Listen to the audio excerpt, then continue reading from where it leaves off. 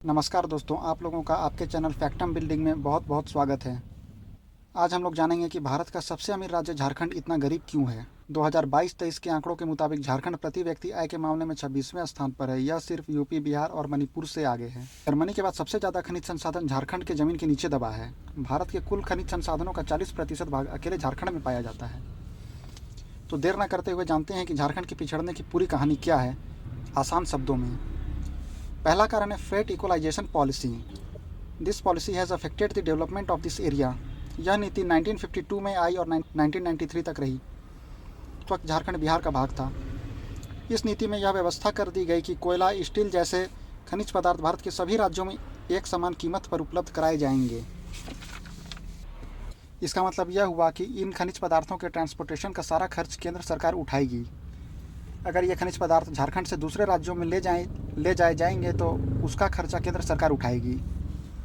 यदि कोई खनिज झारखंड में पाया जाता है और यहाँ पर 1 रुपये में उपलब्ध है तो तमिलनाडु या दूसरे राज्य में भी 1 रुपये में उस खनिज पदार्थ को उपलब्ध करा दिया जाएगा।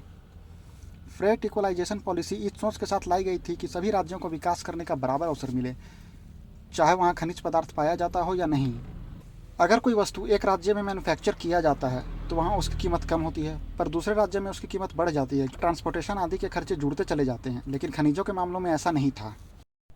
अगर इंडस्ट्रीज़ झारखंड आती तो यहाँ के खनिज संसाधनों के लिए उन्हें 1 रुपये ही देने पड़ते, और दूसरे राज्यों में भी उन्हें झारखंड के खनिज संसाधनों के लिए 1 रुपये ही देने पड़ रहे थे।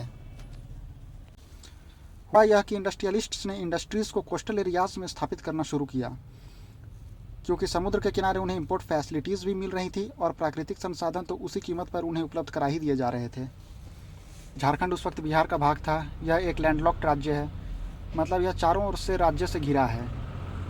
इसकी सीमाएं समुद्र से नहीं मिलती, जिस कारण इंडस्ट्रीज़ यहाँ आने से कतराती रहीं। तमिलनाडु का पहला थर्मल पावर प्लांट झारखंड के कोयले से खुला। यहाँ के नेचुरल रिसोर्सेज से गुजरात, महाराष्ट्र जैसे राज्यों का विकास हुआ, पर झारखंड को इसका लाभ नहीं मिला। झारखंड के पिछड़ने का अगला कारण है नक्सलवाद। नक्सलाइट्स की वजह से डेवलपमेंट प्रोजेक्ट्स को कंप्लीट करने में परेशानियां आती रही हैं। स्कूल्स और अन्य के इंफ्रास्ट्रक्चर्स नक्सलियों द्वारा बम से उड़ा दिए गए। हालांकि शोषण, गरीबी जैसे तमाम कारण नक्सलवाद की वजह रहे हैं, परंतु जो भी हो, नक्सलवाद ने राज्य के विकास को बुरी तरह प्रभावित किया है। वर्तमान में राज्य के 24 जिलों में से 16 जिले नक्सलवाद से प्रभावित हैं। हालांकि हाल के दिनों में नक्सली घटनाओं में काफ़ी कमी देखने को मिली है। झारखंड की खराब स्थिति का अगला कारण है अच्छी एजुकेशन फैसिलिटीज़ का ना होना। यहाँ के छात्र दूसरे राज्यों या विदेशों में शिक्षा प्राप्त करने के लिए चले जाते हैं, जिससे राज्य का बहुत सा पैसा उन राज्यों में या विदेशों में चला जाता है। अगर अच्छी शिक्षा व्यवस्था होती तो यह पैसा राज्य में ही रह जाता। छात्रों को अच्छी शिक्षा मिलती तो वो अपनी सेवाओं से राज्य को ही लाभ पहुँचाते।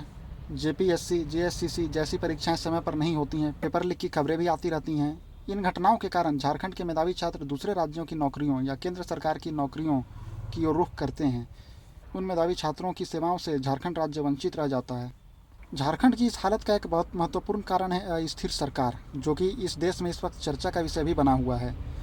अटल सरकार ने झारखंड को बिहार से अलग करके 15 नवंबर वर्ष 2000 में एक अलग राज्य बनाया। उसके बाद इन 24 वर्षों में यहाँ 11 बार सरकार बदल चुकी है, 3 बार राष्ट्रपति शासन लग चुका है, 7 मुख्यमंत्री बदल चुके हैं। विभिन्न सरकारों में भ्रष्टाचार और अवैध खनन के आरोप लगते रहे हैं। राज्य में कुल 3900 से अधिक जगहों को खनन कार्यों के लिए लीज पर दिया गया है। यहाँ से राज्य की कुल कमाई का 20% हिस्सा आता है, जो 3500 करोड़ रुपए होता है।